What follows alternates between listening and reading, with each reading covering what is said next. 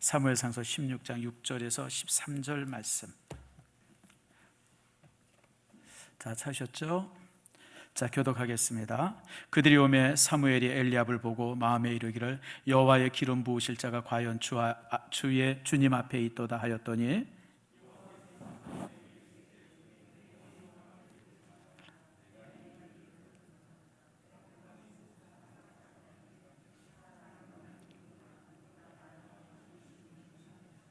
이새가 아비나답을 불러 사무엘 앞에 지나가게 하매 사무엘이 이르되 이도 여호와께서 택하지 아니하셨느니라 하니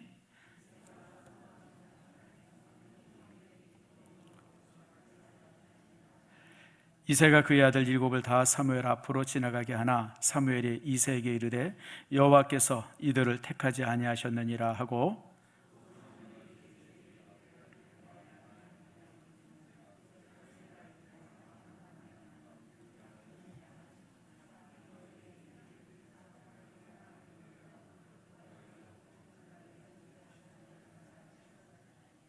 이에 사람을 보내어 그를 데려오매 그의 빛이 붉고 눈이 빼어나고 얼굴이 아름답더라. 여호와께서 이르시되 이가 그니 일어나 기름을 부으라 하시는지라.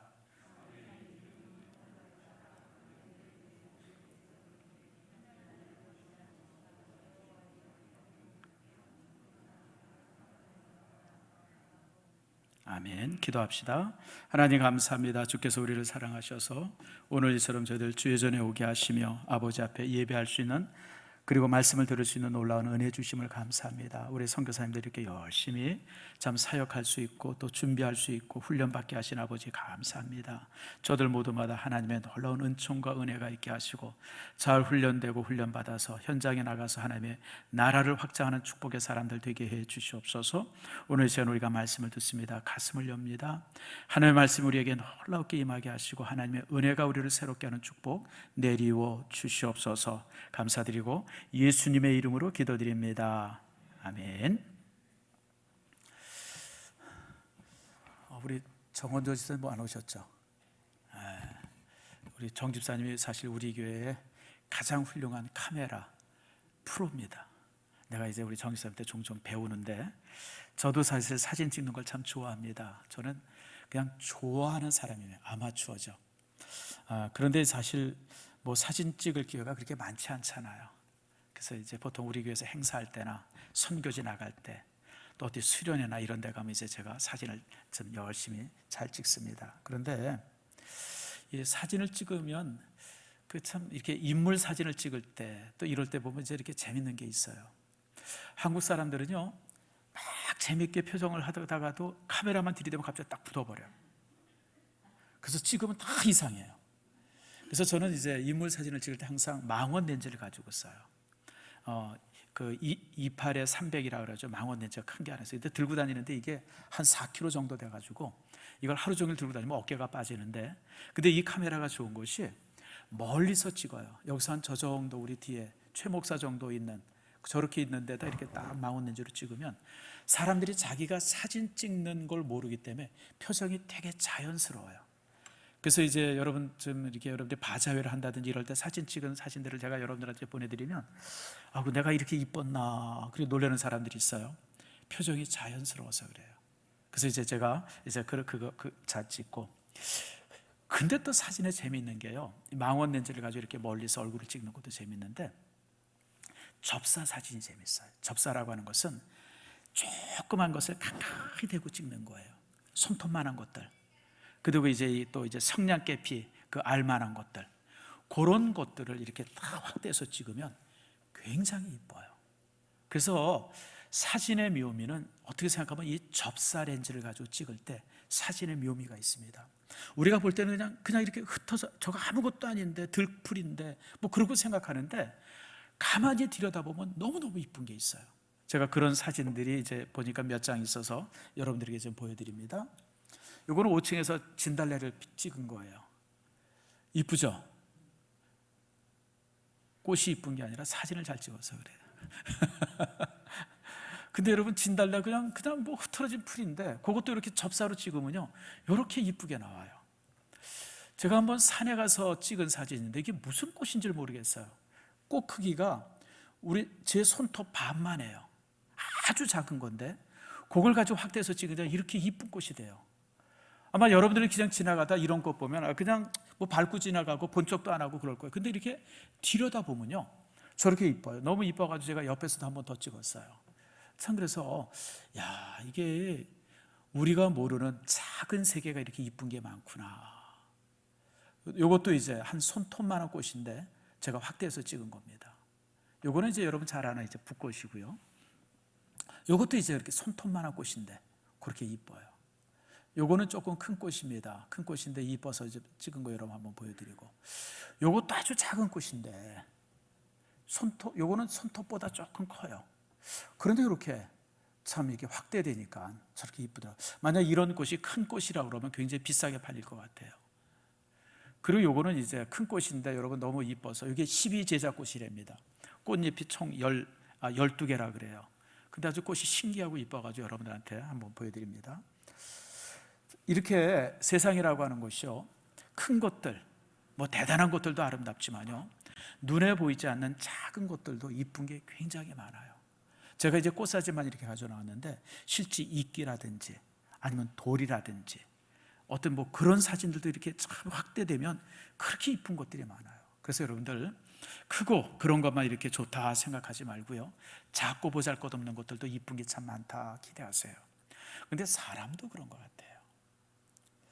사람들도 보면 유명한 사람들이 있잖아요. 뭐 아주 이렇게 저렇게, 물론 그런 사람들 중에서도 훌륭한 사람들이 있습니다만은 그러나 유명하지 않은 사람들 중에서도 훌륭한 사람들이 참 많아요. 저는 목사이기 때문에 많은 사람들을 만나잖아요. 노회 같은 데가 보면 뭐 노회 안에서 훌륭한 장로님들도 많이 계시고 또 목회자들도 있고 또 그 외에 이제 사회의 지도층이라고 하는 사람들, 그런 분들도 이렇게 만나고 그럴 때가 있어요. 근데 여러분, 훌륭한 사람들, 이렇게 참 이렇게 남들 앞에 인정받는 사람들 중에 참 괜찮은 사람도 있는 반면에 쓰레기 같은 사람들도 굉장히 많아요. 막 소문에는 대단한 사람이라고 생각하는데 정말 유명한 사람이라 그래서 만나보면 정말 속물인 사람들이 종종 있어요. 그래서 그런 사람들을 만나면 너무너무 실망을 해요. 어떻게 저런 사람들이 신문에 나오고 저런 사람들이 TV에 나오고 저런 사람들이 그러나, 참 실망할 때가 많아요. 그런데 반면에 정말 평범한 사람들인데, 그냥 평범한 사람들 만나서 대화를 해보면 굉장히 훌륭한 사람들이 있어요. 쉽게 얘기하면 이 가공되지 않은, 다듬어지지 않은 보석 같은 사람들이 있어요. 제가 그래서 그런 사람들을 만나면 깜짝깜짝 놀라요. 세상에 내 주변에 저런 사람들이 있었구나. 참 이렇게 놀랄 때가 종종 있어요. 그래서 저는요, 사람들을 만날 때 제가 갖는 그 몇 가지 자세인데 그 중에 하나가 뭐냐면 모든 사람들을 존중하면서 만나요. 세상에 허술한 사람은 하나도 없어요. 다만 그 사람이 때를 만나지 못한 것이고 기회를 만나지 못해서 지금 평범하게 있을 뿐이지, 그에게 만약 기회만 주어지고 뭔가 때만 주어지면 정말 위대하게 쓰여질 수 있었던 사람들이 우리 주변에 꽤 됩니다, 여러분. 제가 지금 여러분들도 이렇게 보면서도 보면 참 저분에게 기회만 있었으면, 어떤 뭐만 있었으면 굉장히 참 이렇게 훌륭했었을, 굉장한 일을 했었을 텐데, 그런 분들이 우리 교회 안에도 굉장히 많습니다. 그래서 여러분들이 이렇게 바라보면서 참 사람들이 그럴 수 있구나라고 하는 것을 여러분 보세요. 그래서 여러분, 감춰지고 숨겨진 곳에 정말 아름다운 것이 많다고 하는 사실을 여러분 항상 기억하세요. 오늘 본문의 말씀이 바로 이제 그걸 말하고 있어요. 드러나지고 알려진 것보다 정말 이렇게 드러나지 않은 곳에 아름다운 사람들이 있다라고 하는 것이 오늘 본문에서 우리에게 보여주는 내용입니다. 오늘 본문의 내용이 바로 이겁니다. 이제 여러분들이 이번 주일에 사무엘상 16장을 이제 읽게 될 텐데, 사무엘상 16장에 오면 이제 하나님께서 사울에 대해서 많이 실망하고 이제 새로운 왕을 세워야 되겠다고 결심을 하세요. 그리고 사무엘에게 내가 이제 이새의 집에 가서 이새의 집을 보니까 그 아들 중에 내가 왕이 될 제목을 하나 보았다. 왕이 될 제목을 보았다. 네가 그 아이를, 그를 왕으로 기름을 부으라. 그러고 이제 명령을 합니다. 그러니까 사무엘이 아이고 하나님, 큰일 나요. 지금 왕이 저렇게 살아계신데 내가 다른 데 가서 다른 사람을 왕으로 기름 부으면 이게 역적질인데 우리 집안 뭐 나 할 것 없이 다 죽어요. 그랬더니 하나님, 걱정하지 말고 가서 기름 부으라 그래요. 그래서 이제 사무엘이 이제 제사 지낼 수 있는 암소 한 마리, 그다음에 이제 손에 이제 그 기름잔, 이 손에 이제 이렇게 뿔잔이에요. 그 당시에 뿔에다 기름을 담아서 그걸 가지고 이제 왕이라든지 선지자 또 제사장이 이렇게 머리에 부었어요. 그래서 이제 뿔잔 해가지고 이제 베들레헴에 갑니다. 베들레헴은 여러분 잘 아는 것처럼 우리가 룻기서에서 봤던 그 자리죠. 그때 이제 거기에 이제 유력한 자가 있었는데 그가 이새입니다. 그 이새의 할아버지가 여러분 잘 아는 대로 전주에 설교한 것처럼 보았습니다. 그리고 할머니가 이제 룻입니다. 그래서 그러고 있는 그 집에 가게 되어져요. 그런데 사무엘이 베들레헴에 딱 도착하니까 온 마을의 사람들이 다 무서워서 떠는 거예요. 아이고, 사무엘이 왔어. 사무엘 선지자가 오셨어. 아니, 왜 오셨대? 무슨 일 때문에 오신 거야? 왜냐하면 사무엘 선지자는 왕과 똑같은 권력을 가지고 있었어요. 힘을 가지고 있었어요. 그런데 그가 왔다 그러니까 다 겁이 나는 거예요. 야단칠 일이 있어서 왔나? 누구 책망하려고 왔나? 혹시 우리를 저주하러 온 것 아닌가? 막 그래서 이제 이 장로들이 막 무서워 떨면서 조심스럽게 사무엘에게 왔어요. 그러면서 이제 사무엘에게 묻습니다. 여기 왜 오셨어요? 혹시 야단치러 오셨어요? 그랬더니 사무엘이 걱정 말아라. 내가 평강을 위해서 왔다. 내가 제사 지내러 왔으니까 너무 다 걱정하지 말아라. 내가 이새 집에 가서 제사를 드리겠다. 그러니까 이제 장로들이 다 안심하고 집으로 가고 사무엘이 지금 이새 집에 갑니다. 이새 집에 가서 이제 그 이새를 불러다가 이제 얘기를 합니다. 내가 이 집에 아들 하나를 기름 부을 테니까 아들들을 깨끗이 정리시켜서 내가 데리러 와라. 그래요. 그러니 여러분 이 집안이 난리가 났죠. 아들 중에 하나를 왕으로 삼는다는데 이게 얼마나 대단한 일이에요. 그러니까 그냥 집안이 그냥 발칵 뒤집혔어요. 그래서 그 아들들을 다 불러왔습니다. 벌판에 있고 뭐 어디 있고 이런저런 아들 다 불러다가 목욕시키고 깨끗한 옷 입혀가지고 이제 다 준비됐습니다. 그럼 한 명씩 데리고 오더라. 그래서 이제 아들이 왔어요. 맨 처음에 이제 첫째 아들이 누구냐면 엘리압입니다. 엘리압이 딱 들어왔어요. 근데 엘리압이 보니까 이게 상남자예요. 상남자. 기골이 장대하고 얼굴도 준수하고 이게 그래요. 그러니까 엘리압을 보자마자 사울이 과연 하나님의 택하신 자가 여기 있구나. 과연 여기 있구나. 감탄. 그게 이제 오늘 우리가 보았던 6절에 있는 말씀이에요. 6절에 뭐라 그래요? 6절 한번 보세요. 그들이 오매 사무엘이 엘리압을 보고 마음에 이르기를 여호와의 기름 부으실 자가 과연 주님 앞에 있도다. 과연 아이고 이 사람이구나. 이새의 집에서 왕 될 제목이 있다고 하나님께서 말씀하셨는데 아이고 얘가 그구나. 그렇게 생각한. 그래서 기름을 딱 부으려고 그러는데 하나님께서 아니야 막는 거예요. 그래서 뭐라고 그러시냐면 7절에 뭐라 그래요? 그의 용모와 키를 보지 말아라. 그러니까 용모와 키는 이게 완전히 그냥 뭐 이 상남자예요. 이게 특별히 그럴 수밖에 없는 것이 고대 시대 때 왕은 전쟁터에서 맨 앞장서는 사람이에요. 요즘은 대통령이라는 사람이 백신 먼저 맞으랬더니 난리가 났잖아요. 무슨 뭐 대통령이 무슨 뭐 실험 도구냐, 뭐 버르장머리 없다 어쩌다 비겁하죠. 그럼 뭐 국민들은 뭐 실험 도구입니까?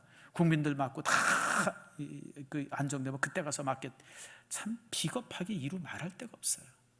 근데 옛날에는 안 그랬어요, 여러분. 옛날에는 전쟁이 나면 전쟁터에 맨 앞장서는 사람이 왕이에요. 그래서 왕들은 많이 죽었습니다. 전쟁터에서 많이 죽었어요. 여러분 이 이사에서 보면 유명한 왕이 하나 나오죠. 그 왕이 누구냐면 고레스라고 하는 임금이에요. 고레스. 여러분 이 고레스는 얼마나 유명하냐? 하나님께서 나의 종 고레스는 두 번씩이나 그렇게 말씀하세요. 그리고 고레스는 페르시아가 역사가 3000년이나 됩니다, 여러분. 그때 만들었던 고레스에 의해서 만들어졌던 그 나라가 지금까지 이어져요. 그게 이란입니다. 이란이라고 하는 이름은 여러분 바뀐 지 이제 한 100년 채 안 됩니다. 그 전까지는 페르시아였습니다. 그러다가 이제 이란으로 이제 이름을 바꿨는데 이란이라고 하는 뜻은 뭐냐면 아리안이라고 하는 뜻이에요. 우리가 아리안족이다. 그래서 이제 이란이라고 이름을 바꾼 거죠. 그러니까 그 나라가 고레스에서 만들어져 가지고 지금까지도 존재할 정도로. 그래서 고레스라고 하는 왕은 항상 그 앞에 대자를 부르칩니다. 대왕 고레스. 최초로 대왕이라고 불렸던 사람이 고레스입니다.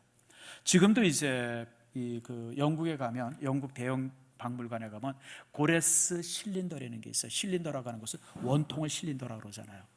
그러니까 고레스 임금이 법을 만들어서 이런 원통 진흙 기둥에다가 그 법을 쭉 기록하고 그 법을 이제 이렇게 구웠어요. 그래서 그걸 가지고 각 도에 나눠줬어요. 근데 그게 지금 하나 남아있는 게 있어요. 그게 고레스 실린더라 그래요. 그게 최초는 아니지만 지금 모든 우리가 가지고 있는 모든 법에 있어서 기초를 하는 그런 법이에요. 아주 법이 훌륭합니다.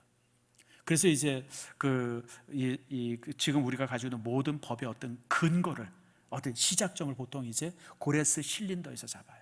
그리고 이제 그 법이 이제 지속되어지면서 그리스에서 발전되어지고 또 이제 로마에서 발전되어지고 또 성경에 많은 그런 어떤 지혜들이 들어오고 그러면서 지금 우리가 가지고 있는 법이 만든 그게 이제 고레스 실린더예요. 대단한 거죠. 근데 고레스가 60 가까이 돼서 전쟁터에서 죽습니다. 누구랑 싸우다 죽냐면 여러분 스키타이족 아시죠? 최초의 중앙아시아 유목민족이 스키타이족인데 이 스키타이족이랑 페르시아랑 끊임없이 전쟁을 했어요. 그래서 스키타이족과의 전쟁에서 죽어요. 전쟁터에서 죽습니다. 그래서 사카족이라고 하는 족이 있었어요. 스키타이족 안에 스키타이라고 하는 큰 족이 있었고 그 중에 하나가 이제 사카족인데 그 사카족과 싸우다가 전쟁터에서 죽어요. 난 깜짝 놀랐어요. 고레스가 이게 제가 한 2달 전인가 책을 보다가 고레스가 전쟁터에서 죽는 기록을 처음 봤어요. 나는 침대에서 죽은 줄 알았어요. 근데 여러분 전쟁터에서 죽습니다. 이게 왜 그러냐면 모든 고대 시대 때 왕은 전쟁터에 맨 앞에 서 있어야 되기 때문에 그래요. 그러니까 엘리압이 상남자고 등치가 크고 이러고 그러니까 이 사무엘은 당연히 이 친구라고 생각을 했어요. 아유 그래, 이 친구는 왕이 될 만한 제목이구나. 그때 하나님께서 아니다. 그러면서 하신 말씀이 여러분 7절 말씀이에요. 그는 이렇게 말하죠. 그의 용모와 키를 보지 말아라. 외모를 보지 말라는 거예요. 키가 크고 덩치가 좋고 상남자 그거 소용이 없다는 거예요. 내가 이미 그를 버렸노라. 내가 보는 것은 사람과 같지 아니하니 사람은 외모를 보거니와 나 여호와는 중심을 보느니라. 사람들은 사람을 선택하고 이러고 그럴 때 항상 외모를 보지만 아니야, 나는 사람의 중심을 항상 봐. 그 마음이 내게 합한 자가 아닌가, 그걸 보지 너희들처럼 외모를 보지 않는다라고 이제 그렇게 말씀을 합니다. 그러니까 이제 사무엘이 이거 조금 실망감이 가서 이거 괜찮은데 하나님 왜 그러시나, 아마 둘째나 셋째 중에 엘리압보다 더 나은 사람이 있나 보다. 그래가지고 이제 둘째를 들어오게 합니다. 이사한테 둘째 데리고 와라. 그래서 둘째가 들어오죠. 둘째가 누굽니까? 8절 말씀이니까 아비나답이 둘째예요. 이 친구도 이제 다 기골이 장대요. 얘인가? 하나님이 아니다. 셋째가 들어와요. 셋째는 누구냐면 삼마예요. 얘인가? 아니다. 그래가지고 7 아들이 다 지나가는데 하나님께서 다 퇴짜를 놓는 거예요. 아니다. 아들이 다 들어왔어요. 이제 없어요. 사무엘이 좀 황당하죠. 아니 아들 중에 누군가가 한 명 왕이 될 제목이 있다고 해서 왔는데 하나님께서 다 아니라 그러는 거예요. 아니다. 그러니까 사무엘이 이게 도대체 뭔 일인가 싶었어요. 그리고 이제 이새에게 물어봅니다. 야, 네 아들이 이게 다냐? 그리고 물어봐요. 그때 이새가 아니에요. 막내가 하나 있는데 걔는 좀 아닌데. 그래서 지금 저기 양 지키라고 지금 벌판에 내보냈어요. 지금 양 지키러 벌판에 있어요. 그리고 이제 이새가 말을 합니다. 대답을 하죠. 그때 이제 사무엘이 그래? 하나가 더 있어. 그럼 빨리 가서 걔 데리고 와. 내가 걔를 데리고 올 때까지 내 밥 먹지 않겠어. 빨리 가서 데려. 그러니까 허겁지겁 해가지고 사람을 보내가지고 이제 다윗을 저 벌판에 있는 다윗을 불러들여요. 다윗이 지금 벌판에서 양 지키다가 아버지가 오라 그러니까 그냥 막 오는데 얼마나 엉망이겠어요, 여러분들. 머리는 헝클어졌을 것이고 그냥 흙으로 뒤집혔을 거고 옷은 그냥 깨지졌을 것이고 그러고 이제 딱 왔는데 그 모습이 어때요? 12절이에요. 12절 말씀 함께 봅시다. 이에 사람을 보내 그를 데려오매 그의 빛이 붉고, 빛이 불 때는 게 뭘까요?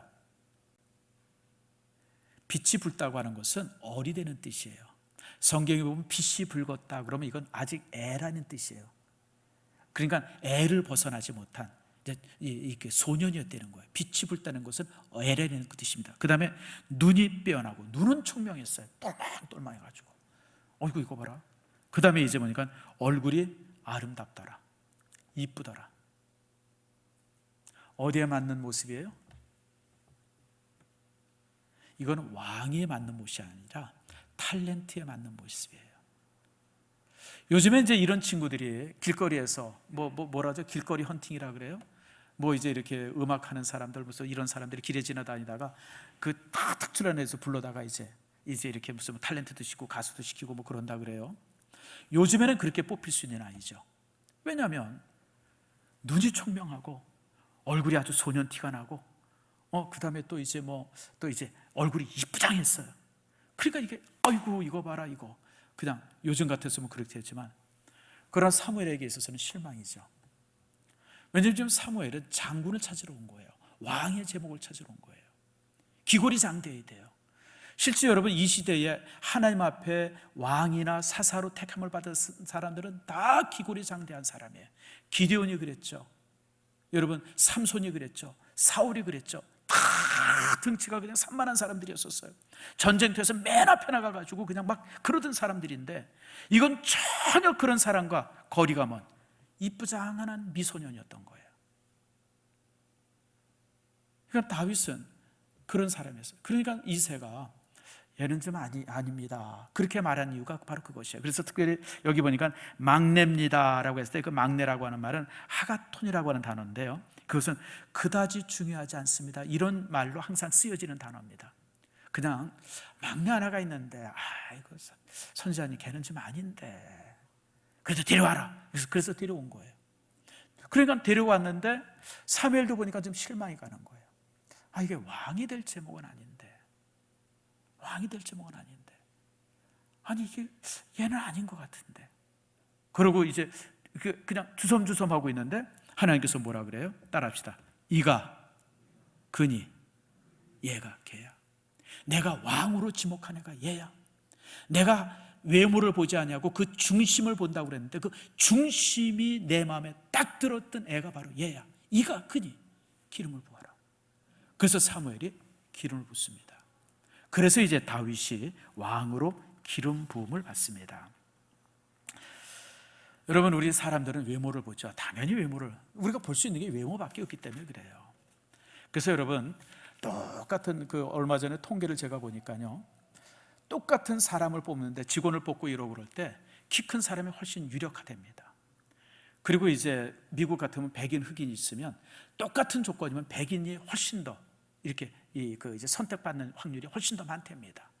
이게 이제 외모를 봐서 그래요. 외모를 키가 크거나 그래서 여러분 미국의 CEO들 보면요, 그 대단한 기업들 CEO들 보면 190 넘는 사람들이 많습니다. 키가 큰 사람들이 CEO들이 많아요. 실제 그런 사람들이 사람들에게 훨씬 더 많이 이렇게 호감이 되어지고 또 이제 픽업을 받죠. 이렇게 선택을 받죠.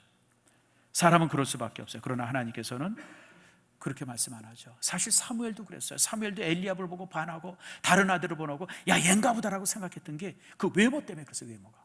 근데 하나님께서 뭐라 그래? 외모를 보지 말아라. 나는 사람의 중심을 본다. 참 여기서 이제 우리가 참 귀하게 보는 것이 바로 이 부분입니다. 세상 사람들은 다 이렇게 기고리장대하고 1등하고 막 남들보다 앞선 사람들을 참 이렇게 택하지만 하나님의 택함은 전혀 달랐어요. 하나님은 그 중심 마음을 봤어요. 그가 어떤 마음을 가지고 있느냐, 그가 어떠냐. 여러분 이 세상에서 만약에 1등만 이렇게 세상의 모든 것을 주관한다 그러면 참 우리 같은 사람들은 참 그렇죠. 그죠 그렇죠. 근데 여러분 역사를 가만히 들여다보면요 1등한 사람들이 큰일을 하지 않아요. 항상 보잘것없는 사람들이 큰일을 합니다. 그게 하나님의 방법이죠. 하나님께서는 항상 그러셨어요. 여러분 우리가 잘 아는 것처럼 내가 누구를 이렇게 몇몇을 예를 들면 그럴 수 있는데 에디슨 같은 사람이요. 여러분 에디슨은 초등학교 2학년 나왔나요? 근데 여러분 세계 발명왕이에요. 여러분 잘 아는 아인슈타인 같은 사람. 아인슈타인은 모든 과목이 낙제였었다고 그러죠. 수학 하나만 잘했대요. 다시 말하면 우리나라로 말하면 수학은 1등급이고 나머지 과목은 몇 등급이냐면 그냥 5등급, 6등급이에요. 우리나라 수능에 의하면 대학 못 가죠, 여러분. 저 지방에 있는 대학. 실제 바로 그런 대학에 다녔고 그리고 나중에 그 아인슈타인은 대학 졸업해가지고 교수가 되고 싶었는데 전혀 자질이 안 되니까, 능력이 안 되니까 그 특허청에서 직원으로 일했어요. 특허청 직원. 그러니까 누군가가 발명을 했다 그러면 그걸 가지고 이렇게 그 발명한 것이 되나 안 되나, 이걸 특허를 받아주나 말아야 되나, 그 특허청 직원했어요. 직원을 하면서 논문을 쓴 게 그 유명한 상대성 이론들이에요. 그러니까 사실은 참 이렇게 보잘것없어서 사람들에 의해서 이렇게 주목받지 않았던 사람들이에요. 그런데 이렇게 주목받지 않았던 사람들이 남들이 볼 때는 정말 떨거지 같았는데, 정말 아버지도 인정 안 했는데, 그냥 형제들도 인정 안 했는데, 그런 사람들을 들어서 하나님께서 쓰신다는 거예요. 그래서 여러분, 우리가 1등 하려고 애들도 이제 1등 시키려고 그렇게 애쓰지 마세요. 공부 1등이 인생의 1등 아닙니다. 공부 1등이 사람의 1등 아니에요, 여러분들. 사실 우리 사회의 가장 문제가 뭐냐면 이 1등 하는 사람들이 항상 문제가 되어져요. 그런 사람들이 세상을 힘들게 하잖아요. 자, 지금 정치하는 사람들, 저게 다 지금 1등 하던 사람들이에요. 이 나라를 아주 그냥 엉망으로 만들잖아요, 엉망으로. 대기업들, 무슨 뭐 KBS 직원들, 무슨 뭐 LH 직원들 다 1등 하던 사람들인데 지금 그냥 나라를 쑥밭으로 만들잖아요, 쑥밭으로. 1등 하는 사람들이 문제예요. 그러나 하나님께서는 그런 사람이 아니라 우리 같은 사람을 들어서 위대하게 쓰세요. 여러분, 사실 다윗은 아버지에게도 인정받지 못한 사람. 사실 우리가 보면, 자식들을 보면 막내들에 대해서는 특별한 정이 있잖아요, 여러분들. 자녀들이 여럿 있으면 장남은 장남으로서의 어떤 든든함이 있어요. 그리고 막내는요, 괜히 이쁘잖아요.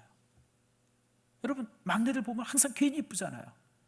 근데 여러분, 오늘 본문의 말씀을 보니까 이세의 막내가 다윗인데도 별로 이세가 이뻐하지 않았어요. 아이, 걔는 깜이 아니에요, 그랬어요. 그뿐 아니라 형님들도 사실은 다윗을 되게 싫어했어요. 얼마나 싫어했는지 아세요? 17장 보세요. 17장 28절. 다윗이 골리앗과의 싸움에 있는 그 싸움의 현장에 심부름을 갔는데 엘리압이 다윗을 딱 발견하고 뭐라 그러는지 아세요? 이게 형님이 해도 되는 말인가 싶어요. 그때 이 당시는 이제 다윗이 이미 왕으로서 기름은 부음 받았던 때예요. 받았었음에도 불구하고 지금 엘리압이, 큰 형님이 막내를 향해서 막 야단을 치는데 이렇게 야단을 칩니다. 28절 말씀 보세요. 17장 28절. 큰형 엘리압이 다윗이 사람들에게 하는 말을 들은지라 그가 다윗에게 노를 바라여, 한번 같이 노를 바라여 이르되 같이 한번 읽읍시다. 내가 어찌하여 이리로 내려왔느냐? 들에 있는 양들은 누구에게 맡겼느냐? 나는 네 교만과 네 마음의 완악함을 아노니 네가 전쟁을 구경하러 왔노라. 이게 다윗의 실상이에요. 형님들이 다윗을 바라볼 때는 아주 교만하고 완악하고 형님 말 잘 안 듣고 뺀질뺀질하고, 그게 다윗이에요. 그게 다윗.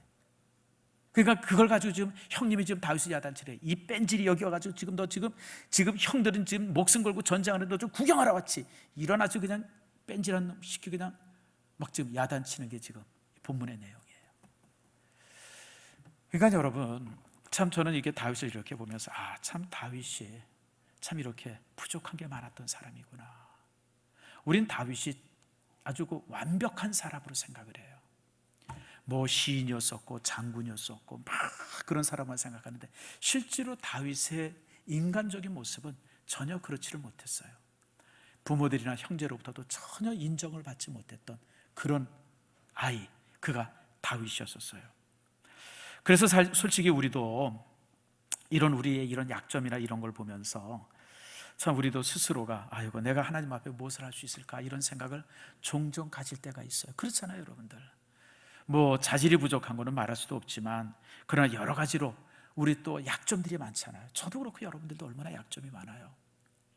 근데 여러분, 하나님께서는 그런 약점을 중요하게 보지 않으세요. 자, 여러분, 우리가 봅시다. 노아 같은 사람 보세요. 노아의 약점이 뭐예요? 당대의 의인이라고 불렸던 노아의 약점. 노아는 술을 끊지 못했어요. 혹시 우리 교회에 술 못 끊어서 고민하는 분 있어요? 걱정하지 마세요, 여러분들. 노아는 더 했어요. 술 먹고 그냥 막 이러고 있는 바람에 그냥 이 막내한테 조롱받고 그게 노아예요, 노아. 사실은 치명적 약점이죠. 여러분, 아브라함은 어땠어요? 하나님 앞에 선택받을 때 나이가 75이었어요, 여러분들. 75에 뭘 할 수 있어요, 여러분들? 요즘 같으면야 뭐 70, 80대도 건강한 사람도 있지만 75 먹은 노인을 불러다가 하나님께서 내가 네게 자식을 주겠다. 그러니까 아브라함도 이게 뭔 소린가? 75이 뭐라요? 무슨 자식을 낳아요? 아내는 65인데 그로서도 30년 동안 아무 말이 없었어요. 야곱은 어떤 사람이에요? 거짓말쟁이에요. 형님한테 거짓말해, 아버지한테 거짓말해, 삼촌한테 거짓말해. 그죠? 야곱은 입만 열면 거짓말을 해요. 입만 열면. 그게 야곱이에요. 그게 야곱. 여러분, 사실 치명적 약점 아니에요, 여러분들? 치명적이죠. 여러분, 그것뿐만 아니죠. 요셉은 학대를 받았어요. 어려서 학대를 받았어요. 요즘에 이 학대 문제, 학폭 문제들이 점점 이제 얘기되잖아요. 뭐 선수들 중에 내가 어렸을 때 누구한테 이렇게 폭력을 당해가지고 내가 지금 이렇게 피폐한 인간이 되어졌다. 뭐 이러고 그걸 막 공개해가지고 운동 선수들 중에 지금 운동 못하고 그런 선수들이 여럿 있어요. 바로 요셉이 그렇게 폭력당한 사람. 어렸을 때 형님들한테 매맞고 노예로 팔려가고 학대받았던 사람이죠. 모세는 잘 못했어요. 기도는 겁이 많았고요. 또 라합은 기생이었었어요. 겁이 많았다. 기도는 정말 허우대는 멀쩡인데 겁이 많았어요. 겁이 많았어요. 저도 참 이렇게 지금까지 살면서 이렇게 보면 저도 참 이렇게 허우대는 멀쩡한데 청년 때 참 겁이 많았던 것 같아요. 뭔가 이렇게 용감하게 탁 나서야 될 때가 있었는데 제가 그때 그러질 못했어요. 지금도 그런 게 그때 생각하면 막 부끄러워요. 내가 그때 왜 그렇게 비겁했을까? 여러분, 뭔 말인지 이해가 되시죠? 80년대를 70년대 80년대 살아왔던 청년들의 모습들 아마 이해가 될 거예요. 또 요나는 하나님을 피해서 도망갔고요. 라합은 또 기생이었었어요. 여러분, 성경에 기생이라고 나와 있는 사람들은 다시 말하면 기생이 아니고 창녀입니다. 그냥 성경은 표현들을 항상 좀 유하게 표현을 해요. 근데 영어 성경에는 이 라합에 대해서 확실히 나와요. 창녀예요. 라합은 창녀였었어요. 룻은, 여러분 전주에 설교했던 룻은 어떤 사람이에요? 이방 여인이고 청산 과부예요. 아주 어렸을 때 남편을 잃은 청산. 욥은 파산했고요. 삭개오는 키가 너무 작았어요. 외모가 워낙 볼품이 없었어요. 근데 하나님께서 이런 사람을 들어서 쓰신다는 거예요. 잘난 사람, 잘생긴 사람, 똑똑한 사람, 훌륭한 사람, 인격적으로 돼 있는 이런 사람을 들어서 쓰는 게 아니라 이렇게 보잘것없는 사람들을 들어서 그 약점을 막아주시고 항상 사용을 하세요. 하나님의 위대함이죠. 사실 저를 봐도 그래요. 저도 사실은 제가 종종 얘기하지만 제가 사실 공항동 출신이에요. 여기서 행주대교 넘어가면 거기가 공항동 아닙니까? 개화산이 있고 그 개화산 바로 밑에 있는 초등학교가 있는데 제가 그 초등학교 출신이에요. 그 초등학교 나왔어요. 근데 공항동이라는 동네가 어떤 동네냐면 지금은 그래도 멀끔한 동네인데 제가 살았던 50년대 60년대는 이 공항동은 아주 희한한 동네였었어요. 거기 공군 비행장이 있고 그래가지고요. 두 부대가 있었어요. 공군이 있었고 그 다음에 미군 부대가 있었어요. 근데 미군 부대가 있으면 항상 뭐가 있죠? 미군 부대에 있는 동네는 뭐가 있어요? 기지촌이 있어요. 기지촌. 우리 동네에 기지촌이 있었어요. 또 제가 살았던 집 바로 길 건너편에 나야가라라 그래가지고 바가 있었어요. 저녁만 되면 그 미군들이 와가지고서 춤추고 뭐 노래하고 막 그러던 바가 바로 저희 집 길 건너편에 그 동네가 있었어요. 그 다음에 또 이제 공수부대가 오세동이라고 그래서 거기서 거기서 한 3, 4km 떨어진 곳에 공수부대가 하나 있었어요. 지금도 있어요, 그 공수부대가. 그리고 또 이제 여기 김포 쪽에 오면 해병대가 있었어요. 그러니까 뭐 쌈 구경, 욕 구경. 아무튼 저는 지금도 제가 기억나는 게 제가 어렸을 때 말을 욕으로 시작해서 말을 욕으로 끝냈어요. 왜냐면 우리 동네 사람들이 다 그렇게 얘기하니까 그게 당연한 거였었어요. 새끼로부터 시작해가지고 새끼로 끝내. 제가 이렇게 아주 유하게 얘기한 거예요, 지금은. 온 동네가 그런 동네였었어요. 술 먹고 노름하고 노름꾼들은 또 왜 그렇게 많았는지, 노름꾼들 아무튼 깡패들, 양아치들 그러니까 그런 환경 속에서 제가 쭉 자라왔었어요. 그러니 저라고 무슨 별나겠어요. 저도 이제 그러니까 전 지금도 기억나는 게 승삼이라고, 박승남이라고 이제 초등학교 교장도 했던 친구인데 제가 초등학교 동창이에요. 근데 그 승남이라는 친구가 내가 목사 됐다니까 제가 여러 번 얘기했어요. 우리 교회에서.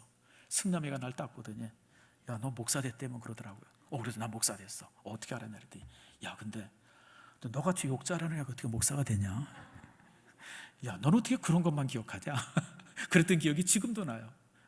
그 승남, 그 승남이랑 또 누가 친하냐면 우리 지휘하시는 김장년이랑 또 되게 친하더라고요. 그래서 무슨 얘기하다가 승남이 얘기가 나죠. 아이고, 그놈이 나한테 옛날 그랬었다 그래가지고 둘이 한번 되게 웃은 적이 있었어요. 제가 그러고 자랐어요. 그리고 저는 굉장히 평범했어요. 솔직하게 얘기하면 굉장히 평범했어요. 지금 수능 시험 보면 한 4등급 됐으려나 5등급, 3등급 됐으려나 그냥 동네 학교에 그러고 나왔어요. 근데 어느 날 하나님께서 날 택해서 예수 믿게 하시고 날 택해서 목사로 삼아주시더라고요. 그러면서 제 인생이 얼마나 놀랍게 변했는지 몰라요. 그냥 내가 봐도 신기할 정도로 인생이 바뀌어요. 이게 왜 그런지 아세요? 이게 바로 13절이에요 13절 말씀 보세요. 13절 같이 한번 읽읍시다. 시작. 사무엘이 기름 뿔병을 가져다가 그의 형제 중에서 그에게 부었더니, 다 같이 한번 읽읍시다. 시작. 이날 이후로 다윗이 여호와의 영에게 크게 감동되니라. 사무엘이 떠나서 라마로 가니라. 여러분, 다윗의 원래 모습은 보잘것없었어요. 그런데 보잘것없는 다윗을 하나님께서 들어서 기름 부음을 받았더니 그때부터 다윗은 새 사람이 된 거예요.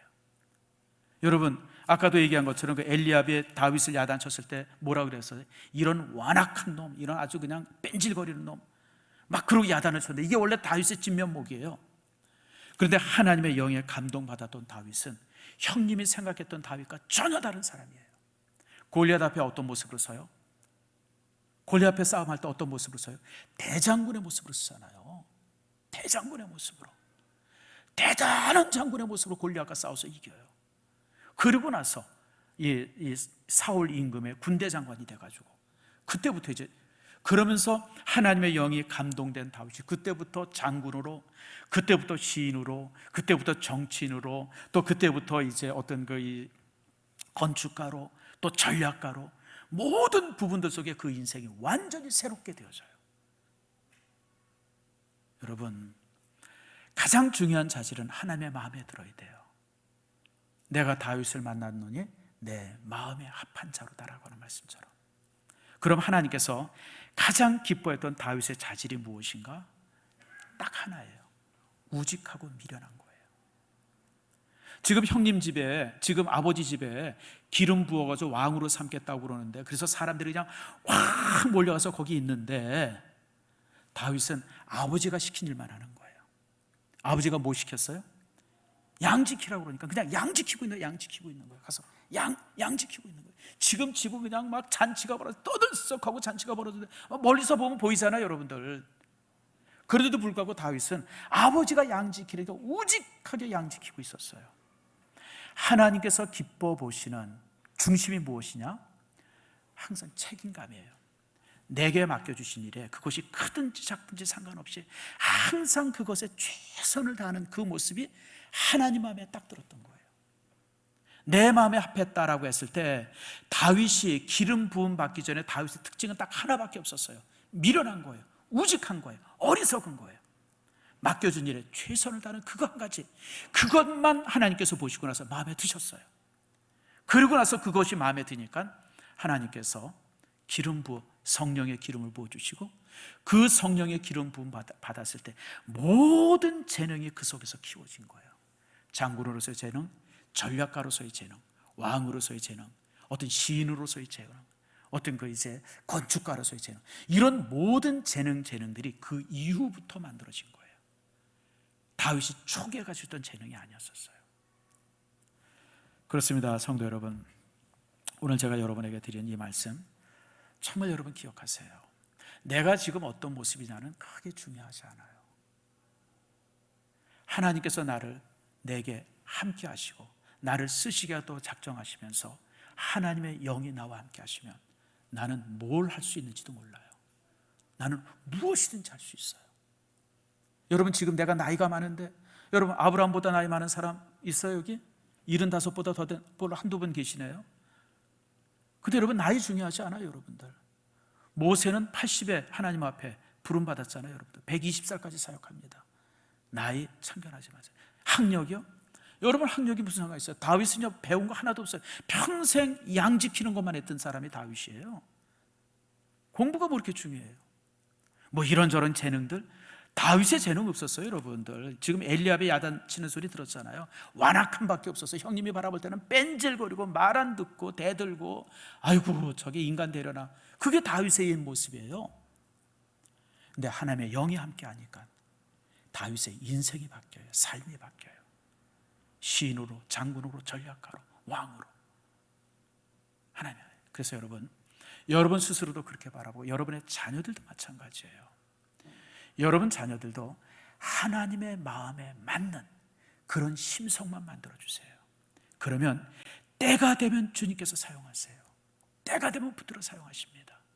때가 되면 하나님께서 어떻게 사용할 줄 몰라요. 여러분들 기회만 되면 하나님께서 다윗처럼 기드온처럼, 오늘 제가 아까 말씀드렸던 모세처럼, 요새처럼, 요나처럼, 여러분 삭개오처럼 하나님께서 어떻게 들어쓰실 줄 몰라요. 여러분들 우리는 내 아이가, 내 자녀가 하나님의 마음에 들도록만 키워놓으면 돼요. 나머지는 하나님이 하세요. 오늘 본문은 바로 그걸 말합니다. 사랑하는 성도 여러분, 다윗은 자질이 훌륭한 아니었었어요. 그러나 하나님께서 바라볼 때 우직함이 있었어요. 아버지가 시킨 거 그대로 지금 집이 난리가 났는데도 불구하고 전혀 그것에 신경 쓰지 않고 양만 지키고 있었어요. 그 우직함, 그걸 하나님께서 기뻐 보시고 그 우직함 속에 하나님께서 모든 일을 맡기십니다. 지금 여러분들이 뭘 하고 있는지는 저는 잘 몰라요. 그러나 여러분들이 어떤 일이든지 자신의 일에 최선을 다하세요. 아이고 뭐 이까진 일에, 아니요 여러분 이까진 일이 어디 있어요. 그 당시 양을 지킨다고 하는 것은 노예가 하는 일이었었어요. 종이 하는 일이었었어요. 근데 다윗이 그 일에 최선을 다하니까 하나님의 마음에 들었던 거예요. 내가 왕 될 죄목을 찾았다. 양 지키는 거 그거 보고.